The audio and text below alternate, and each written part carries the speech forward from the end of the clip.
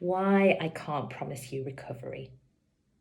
This may seem like a controversial thing to post, but as a practitioner, I feel it's really helpful to unpack and to clarify. This also helps give you a feeling of if I'm the right person for you to work with or not. So for me, there's two key reasons why I can't promise you recovery. The first is my scope of practice as a professional, and the second is more of a philosophical question, and it's digging into exactly what does recovery mean, a term that I feel is quite subjective, and I'll talk a little bit more about why I feel that in a bit. And also the more helpful question that I feel is to ask, what does recovery mean to you? And what would that look like and feel like in your own life? So coming to that first one, my scope and practice as a professional. So my experience, my qualification, my training, my areas of interest are all around looking at the nervous system and also looking at what it is to be human. So first and foremost, I'll educate you about how your nervous system works. I'll also support you and hold you through what's often the really messy process of getting to know your nervous system, reconnecting to your body when through various really good reasons you might have disconnected from that throughout your life. We'll look at your patterns, your habits, your behaviours, personality traits, your experiences, potentially your traumas that have contributed to certain patterns maybe running the show that all may have contributed to symptoms of persistent pain or fatigue. Once we've done this, I'll also help you connect to your true self, who you really, really are, and what you need. This isn't always the same thing as what you think you should need. It can change at various points in life too. So it's about offering you tools and a process, offering you that feeling of internal safety to come back to yourself, to keep asking these vital questions, to get to know yourself, and then to shape a life that is truly nourishing, that feels right for you wherever you're at. As we learn about the nervous system, I'll also offer you really practical tools and techniques to help you learn to self-regulate, to help bring the system into this more healthy place where it's soothed or pacified, and we can also move in between those stress states more easily so we don't get stuck in states of high stress or activation, or what can sometimes commonly be called freeze or shutdown. This has been shown, so modern pain science and a lot of research, thought leaders in the area around fatigue have shown that this helps us pacify symptoms. For some people as well, they may completely diminish. It's been my personal experience that my symptoms have dissipated over time. It generally, full disclaimer, takes a lot longer than one would think it would. And again, it looks different for every single person. So as this is such a unique and personal position, and it's also about you rather than about me. So I can't promise something that is outside of my control. And that's not me saying, oh, this is your fault, it's all your work to do. It's more, actually, this is a real human experience. It's not a pathology as such. So if it was, if it was a pathology like a disease that the hard science could solve, it probably would have been solved by now. So whilst there is a lot of science around the nervous system about how we can bring that back into regulation, how this can support us, how this can help us relieve chronic symptoms, it's not that hard science. And if we look at something as a pathology, then almost by definition, that needs a hard science answer. And that's probably not been working for you so far. And this is why we're looking outside of that. So this is what that holistic approach is all about. It's less black and white, And my work is all about supporting and empowering you. So it's helping you find your own way to healing. It's helping you learn about what it is to be the human that you are, to know that there's nothing wrong with that, and to find those supportive tools. And you may well find that your symptoms dissipate from this. So, secondly, building upon that a little bit more, I feel that question of, okay, what is recovery? And I've sat with this myself for such a long time, and even thinking about my own journey, sort of being like, oh, well, where would I put myself on the recovery scale? What percentage would I say? What is the outcome of this? I found it really challenging, and I found it really difficult to label in such a way. And for some people, this might not be the case. We'll talk about this here as well. But it's really asking yourself that question of, okay, what does recovery mean? And what does recovery mean to me? So subjectively, here are things it could look like. So some people might say, actually, there's a certain diagnostic criteria where when you go to the doctor, they would say, okay, you have a chronic pain condition, you have a chronic fatigue condition, you have POTS, dysautonomia, whatever that condition may be. And you may say, actually, when I get to the point where I no longer meet that criteria, that's it, I'm recovered. So that's one view of what recovery is. And please know there's nothing wrong with any of these views. This is more me illustrating how things can be subjective.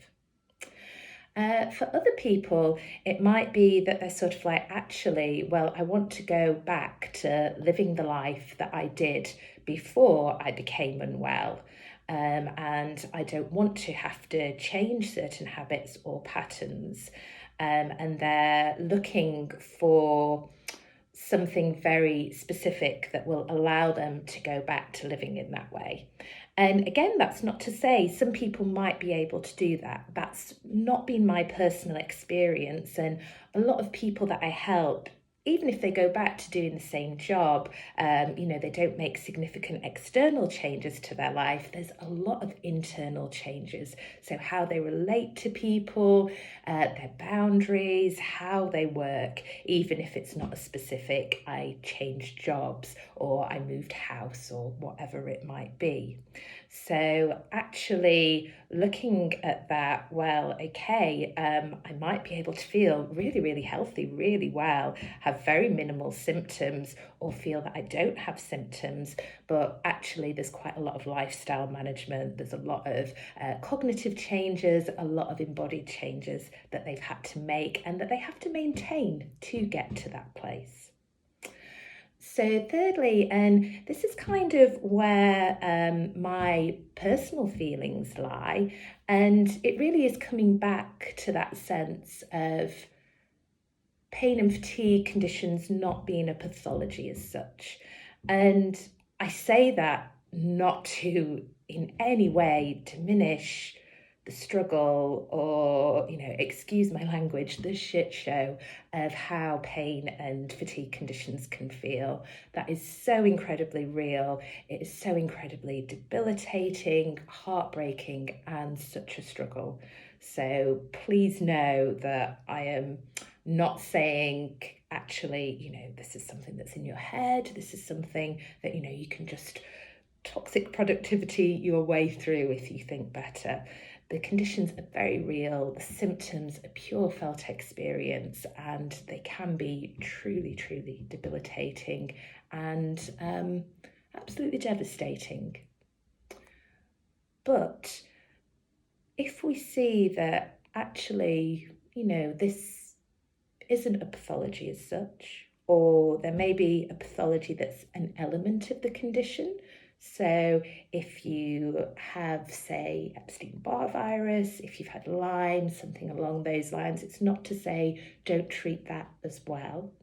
But it's actually, again, looking at you and your personal and unique circumstance as a whole and taking that real, honest, yet compassionate and kind look. So it's not about blaming ourselves, it's not about hating the universe or the things that have happened in our life, even though, we're all human. There probably is times where we can have a good old rage and a good old sob or anger about these things. That's really healthy. But it's about noticing, okay, when I take a look at all these different parts of me, what is the healing that I need to do? And again, we can work through this. So it's looking at each thing at a time. So it might be unraveling patterns of overworking or overdoing, of overextending ourselves, of giving too much. It might be working through relationship issues that aren't so healthy. So friendships that maybe aren't serving us, patterns with our partners that aren't helping us feel well. It's noticing how our individual nervous system reacts to our life, the world around us, and building things that are more supportive. And when we look at ourselves as a whole and our unique composition of our experiences, our perceptions, our traits, we can see recovery more as something that to some level will always be going on. And by that, I don't mean that you'll always have symptoms. I don't mean that you'll always meet that diagnostic criteria that your GP might use. But part of living a human life is that we generally will be working on certain things throughout this lifetime. And I know with my own patterns, they still crop up really, really frequently. But I'm really kind to them most of the time. Not always, but again, this is allowing that humanness. It's allowing ourselves to be real and know that actually that's okay, that's healthy. I don't need to be perfect. I don't need to respond in the perfect way all of the time. So coming back and being able to take a look, having that process of self-inquiry, that's an ongoing skill for life. And if you're at the point where you're not experiencing chronic pain, you're not experiencing whatever symptom it might be, that's absolutely amazing. And I celebrate and I appreciate that so much. You may, however, still find that there's patterns where, I don't know, you start people pleasing or you do a little bit too much. But then you've got these new tools, this new awareness where you can check in and ensure that this pattern maybe doesn't run on autopilot for too long or until it's too detrimental. Or if it does get to the point where it's detrimental, again, that full disclaimer of being human, we can come back and notice, okay, I can see what happened there. I can be really kind. I can accept what is. And this doesn't mean we need to beat ourselves up, put ourselves on trial, but it's coming back and being kind to ourselves, allowing this experience of being human where we don't get things right all the time. And then being able to use the tools, the practices, the connections that we can develop to take us back on track. And also knowing that, I don't know about you, but life always finds something to throw our way. And these challenges, they're rarely solely black or white. There's so much nuance in everything. And through these challenges, we grow and we develop. So even if you no longer experience symptoms, there'll still be challenges that life will throw your way. We're still mortal. We'll still have arguments with people or lose connection with people. We'll still find ourselves frustrated at times. So healing doesn't mean that we become a robot. We're still human, but we create more space for that humanness. And this, to me, again, personally, is what recovery and healing is all about. So it's something that's ongoing. And also, I'm not saying it feels this way right away. I've had many times where it doesn't feel this way at all. But ultimately, it can be empowering. It's about doing our own work as a human being And I believe that all of us as individuals need to do this, whether we've got a pain or fatigue condition or not. And this all helps us lead really nourishing and fulfilling lives. So a lot of the tools that you will gather through this process can be applied to so many areas of your life when you're looking at job changes, family decisions, where to live, how to navigate grief, all of the myriad of the 1,000,001 different flavours that life throws our way. So again, this is a real personal belief. As I say, everyone's can be quite different, but that's a question of actually, what does recovery mean to me? What's that about? Can be a really insightful one to ask, to get to know and actually to dig into. And that can show you so much of the path ahead. It can also help manage expectations on people that you're working with, practitioners that you hire to your team.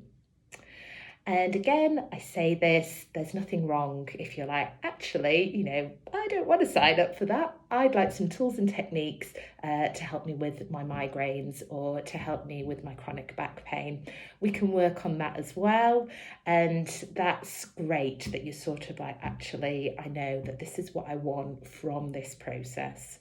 And again, it might change at various points. You might come in with that. It might change to something else throughout. You might start off wanting more of that self-discovery journey, and you might find you get so far along and then want to take a break. And all of this is allowed. I never feel upset with my clients or say, actually, we need to work together for X amount of months or do this or that. It's all a collaborative process. So my work is helping you get to the heart of being you and helping you find support for being more you and showing up in the world in a way that feels really true and really aligned, and that as a very helpful benefit supports you in being healthy, being well. And as I say, this can look so different for every different person. So this is really the heart of actually, this stuff is so unique, so personalised. I'm not setting myself up as a guru or a magician or anything like that.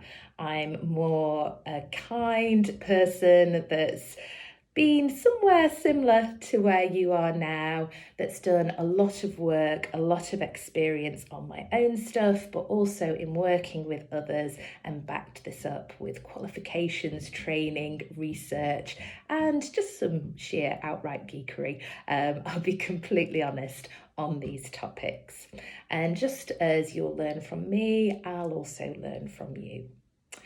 As part of this as well, I never say that actually you'll only need to work with me. You'll not need to do anything else. Some people might find that's the case. Other people will work with me for a period of time, say thank you very much, that was helpful. I'm also working with someone else.